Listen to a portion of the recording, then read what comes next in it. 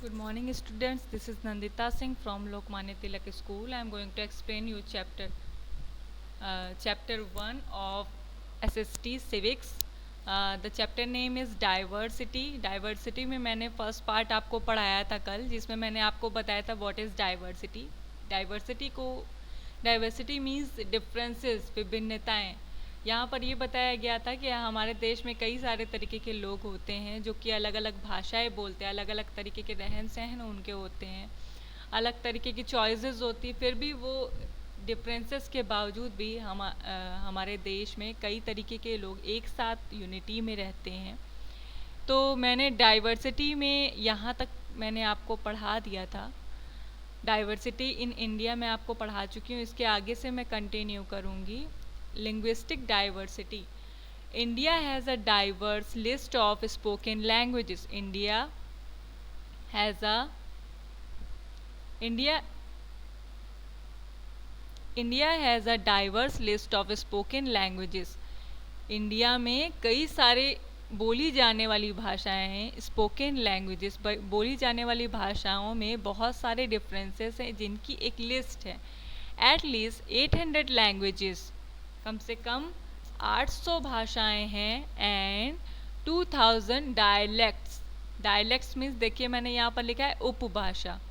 Dialects तो यहाँ पर 800 लैंग्वेजेस, 800 आपकी भाषाएं हैं और 2000 आपकी उपभाषाएं हैं जिन्हें आइडेंटिफाइड किया गया, जाना गया है. Of these 22 languages have been recognised by the constitution of India. जिनमें से 22 लैंग्वेजेस ऐसी हैं जिन्हें कॉन्स्टिट्यूशन ऑफ इंडिया ने रिकॉग्नाइज किया है, पहचाना है, जिन्हें महत्वपूर्ण समझा गया है. 22 इतनी लैंग्वेजेस में से सिर्फ 22 लैंग्वेजेस ऐसी हैं जिन्हें मान्यता दी गई है, इम्पोर्टेंस दी गई है. Some of these national languages include Hindi, Gujarati, Manipuri, Santali, Telugu and Urdu. जिनमें से कुछ भाषाएं, some of these national languages, राष्ट्रीय भाषाएं कौन कौन सी हैं? हिंदी, गुजराती, मणिपुरी, संथाली और तेलुगु एंड उर्दू. देखिए इसमें क्या दिया है. The find out the 22 languages recognised by the constitution of India. ये आपको पूछ रहा है कि फाइंड आउट करिए 22 लैंग्वेजेस जिन्हें कॉन्स्टिट्यूशन ऑफ इंडिया ने मान्यता दी है, रिकॉग्नाइज किया है, पहचाना है. One would think this variety of languages would make it difficult to communicate. One would think this variety of languages would make it difficult to communicate.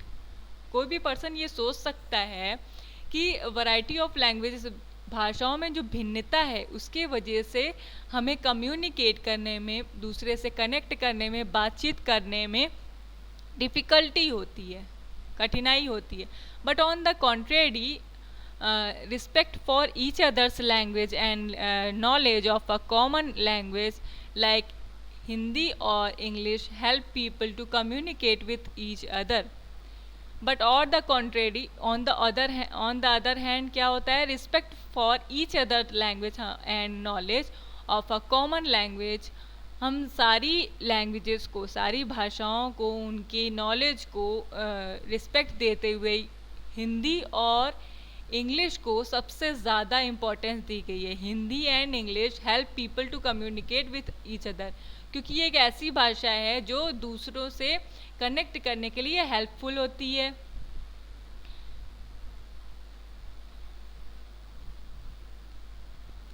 फिर इसके आगे क्या है? Religious diversity. India is the probably the only nation in the world. India क्या है? The only nation in the world to have such a wide variety of religious.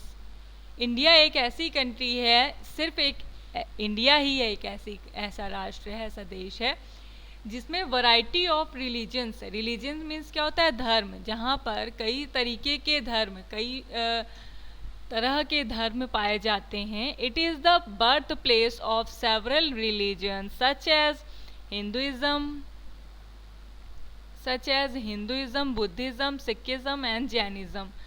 ये it is the birth place of several region. ये India जो है वो सारे धर्मों का बर्थ प्लेस है, जन्म स्थान है, क्योंकि यहीं से सारे धर्मों की शुरुआत हुई थी, जिनमें कौन कौन से हिंदुइज्म है, बुद्धिज्म है, सिखिज्म एंड जैनिज्म है। It is among the few places in the world with a sizable Zoroastrian population। क्या दिया है? It is among the few places in the world with a sizable Zoroastrian population। हमारे देश में, world में कुछ ही places ऐसे हैं जहाँ पर ज़ोरोस्ट्रियन पॉपुलेशन है। ज़ोरोस्ट्रियन मीन्स होता है पारसी धर्म, पारसी धर्म को मानने वाले लोग रहते हैं। The existence of church, temples, masjid, stupa, gompas and dargah reflect the amazing multiplicity of religious practices in India. क्या होता है? The existence of church, temple, masjid, stupa, gompas and dargah reflect the amazing multiplicity of religious practices in India. और भारत में ये सारी जगहें जो हैं अलग अलग तरीके के धर्म की मल्टीप्लिसिटी मीन्स, देखिए मैंने यहाँ लिखा है बहुलता, मीन्स ज़्यादा मात्रा में धर्म को रिफ्लेक्ट करता है, बताता है, दिखाता है। The next, diversity in food and festivals. Indian festivals and food speak of India's rich cultural and traditional background। Indian festivals and food speak of India's rich culture।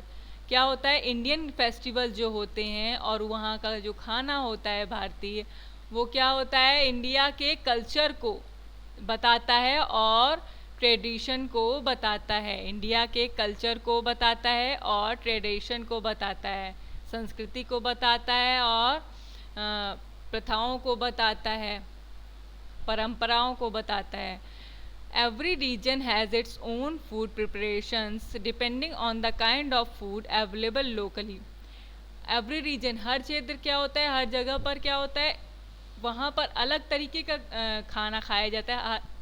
Kind of food depending on the available locality, जिस locality में लोग रहते हैं उनकी खाने की पसंद की चीज़ें उन्हीं के लोकेलिटी पर डिपेंड करती हैं। जहाँ जो जहाँ रहता है वो वहीं तरीके के खाने को पसंद करता है।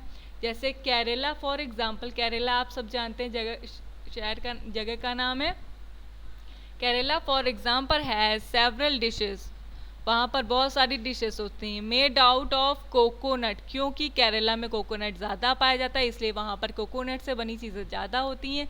Which is easily available in the area, और जो कि ज़्यादातर आसानी से अवेलेबल हो जाती हैं उस केरला में कोकोनट से बनी चीज़ें।